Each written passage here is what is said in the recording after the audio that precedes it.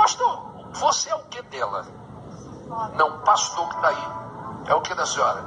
Por que você tanto fala com a senhora aí? Você tanto fala com a mulher? Não, bispo, ela estava falando, inclusive, ela vinha nas terças. Ela fala o que ela quiser. Ela fala o que ela quiser. Entendeu, filho? Você é apenas um pedestal. Você não tem que falar nada para a senhora. Ela fala o que ela quiser. Você falou que está com calor, por isso você estava ali. O povo aqui não está sentindo calor, não? Então dê exemplo, rapaz. Dê exemplo. Pode voltar para o seu lugar. Bom, está resolvido. A bronca já foi dada. Já falei. Quem aqui está com calor? Então por que o pastor quer ficar no ar-condicionado? Se você tinha a voto, acabou de perder.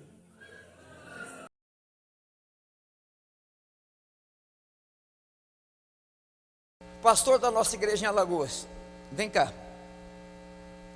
Nós estamos lá em todos os nossos municípios. O senhor não me pediu e nem precisa. Lá nas nossas igrejas só vai falar de Jesus na época de eleição e do senhor. Se ele não falar, vou dizer para o senhor, tem outro também, um trabalho lindo, nas montanhas do Nepal. Estamos precisando de obreiro lá. Esse é o seu candidato. Cumprimento o homem, rapaz.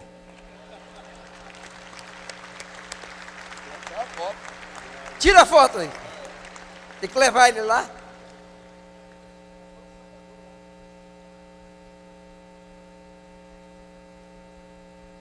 Se aparecer lá o grupo do outro lado, é do outro lado, não tem nada a ver com a gente. Você não trabalhar pelo projeto dessa igreja, amanhã leva a chave do gabinete. Se não trabalhar pelo projeto dessa igreja, amanhã leve a chave no gabinete. A gente está falando de famílias, olha aí a cabecinha do pessoal. Tudo senhor de idade, tudo homem que trabalhador, que está lá na igreja trabalhando, sabe, abre mão da profissão, abre mão de tudo pelo ministério. Aí está lá, vindo uma reunião, e o pastor diz, ó, se você não votar no candidato que eu estou indicando, amanhã pega a chave da sua casa, que você mora com seus filhos, com a sua esposa, e deixe no gabinete. Dá para tolerar uma coisa como essa? Eu não estou falando de imposição, estou falando de lealdade. Que lealdade, rapaz. Que lealdade, que covardia, meu irmão. Que covardia, eu fico doente quando vejo isso. Quem ousar dizer para mim que vai trabalhar para outro e não é o candidato da igreja. Que a paz de Cristo esteja com todos, irmão Paulo Machado, canal Deixados para Trás e canal Sobrevivendo na Tribulação.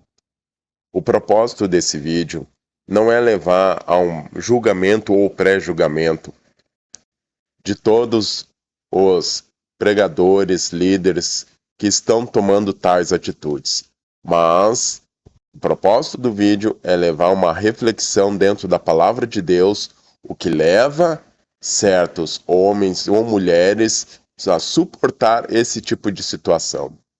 E eu posso seguramente lhe afirmar que está na condição em que tais pessoas são assalariadas desses ministérios. E por ser assalariado desses ministérios, se propõe a isso. Mas tem algo mais profundo do que isso. E eu quero mostrar o porquê que se chega a esse ponto de suportar tal humilhação, suportar tal afronta, para evitar sair desses lugares. Por quê?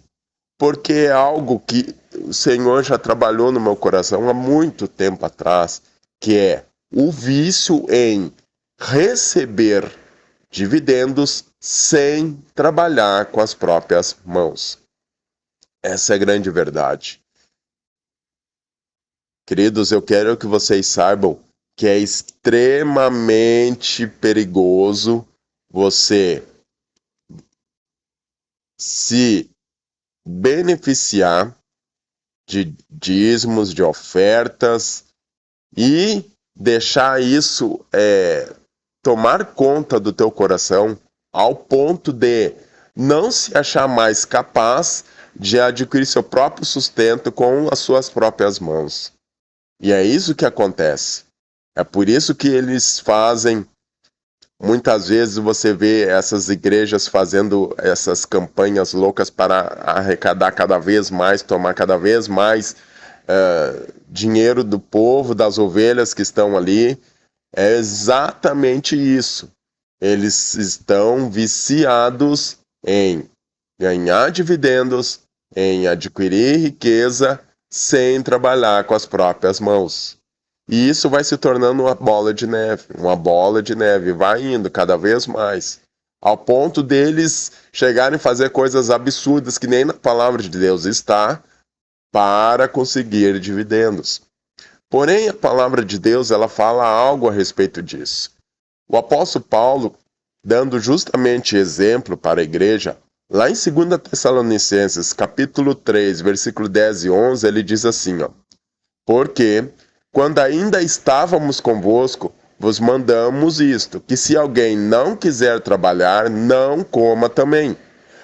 Porquanto, ouvimos que alguns dentre vós andam desordenadamente, não trabalhando, antes fazendo coisas vãs.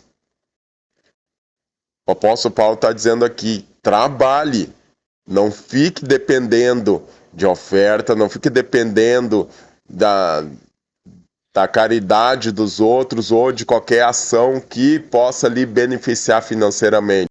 Em Atos dos Apóstolos, capítulo 18, versículo 1 e 4, o apóstolo Paulo mostra mais um exemplo disso. A palavra de Deus diz assim, e depois disto partiu Paulo de Atenas e chegou a Corinto. E achando um certo judeu por nome Áquila, natural do Ponto, que havia pouco tinha vindo da Itália, e Priscila, sua mulher, pois Cláudio tinha mandado que todos os judeus saíssem de Roma, ajuntou-se com eles. E como era do mesmo ofício, ficou com eles e trabalhava, pois tinha por ofício fazer tendas. E todos os sábados disputava na sinagoga e convencia judeus e gregos.